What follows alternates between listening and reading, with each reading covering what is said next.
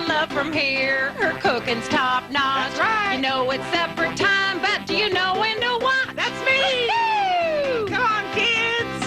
Let's eat!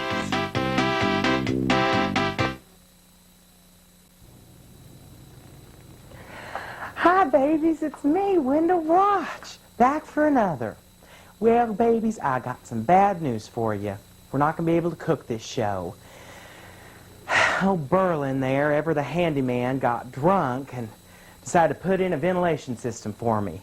Well, the problem is now that every time I turn a burner on high, the toilet flushes. So I thought I'd take this opportunity to answer some of the cards and letters and calls I've gotten. The biggest being, everybody seems to want to see that sponge dress I wore to the Easter parade and won first prize with. Well, stop the cards and the letters, babies. Here it is. Now, I made this up for the proverb, cleanliness is next to godliness. And after I won first prize and got to walk down Main Street in that parade, well, I've never felt quite so glamorous.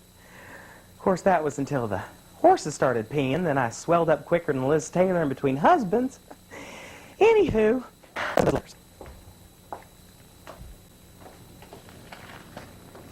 now I wanted to let you know that if you wanted to write me, send it to Wenda Watch, 2300 Market Street, Suite 29, San Francisco, California, 94114. Now, our first letter comes to us, and it says, Dear Wenda, I would first like to applaud your kitchen cooking show. It is exciting and has flair and panache. Thank you.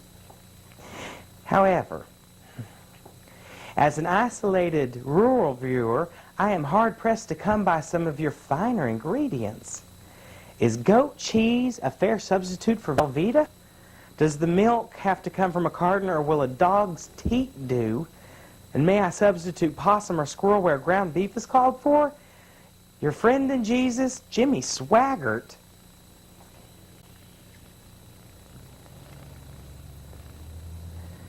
Well, let's see. In answer to your first question, baby, if you're in a place where you can't find Velveeta, I guess goat cheese is fine. A little prayer goes out to you as well.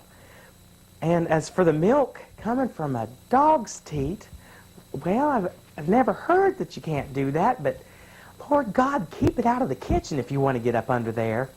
And the last question, may I substitute possum or squirrel for ground beef? Well, darling, I thought about it, and you know, I think that'll be a titch gamey for my recipes.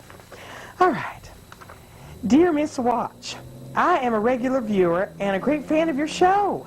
I'm especially impressed by the cleanliness of your kitchen and the freshly laundered appearance of your clothing and aprons. Well, thank you. Your chosen profession would lead me to believe that you would also be experienced in the area of stain removal. Well, yes. Therefore, I'm wondering if you have any helpful suggestions for removing blood or other stains from car upholstery, leather clothing, and wallpaper. Desperately yours, and it's signed Incarcerated in Los Angeles. Well, as odd as this letter is, believe it or not, I do have great experience for removing blood from things.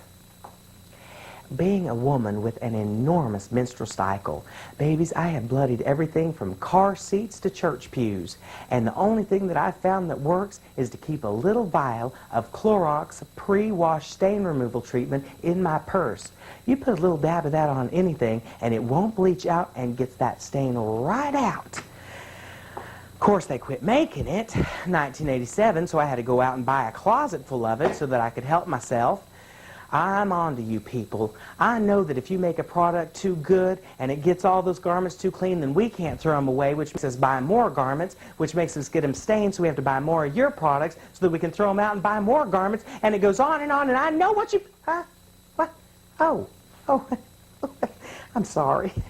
I get a little over-involved when it comes to that Clorox pre-treatment. Now, our next letter comes to us from Santa Fe, New Mexico, and it reads, Dear Ms. Watch, I find your show to be an antiquated demeaning, offensive portrayal of a woman's role in the late 20th century American society.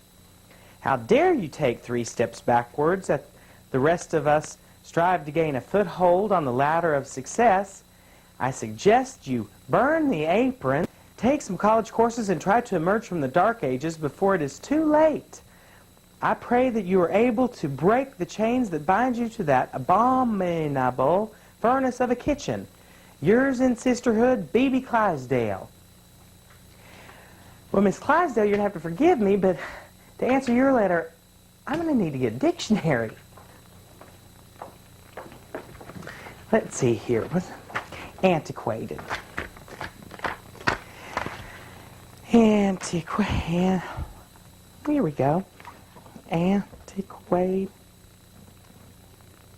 Well, you unsufferable bitch! Who the hell do you think you are calling me old and obsolete? I swear to God, you people have no room getting off on me. Let me tell you one thing, dearie. It's not Ms. Watch. It's not Miss Watch. It's not Madam. It is Mrs. Burl Watch. And another thing, I'm successful. My recipes are highly successful and entertaining and attractive if you'd ever try one. And about this whole business number 3, about working in a furnace of a kitchen, well, let me tell you one thing, Missy. I got the air conditioning on. Who the hell do you think you are? I swear to God. Well, who does she? Well, that just burns my brain. Well, screw her. Change the channel.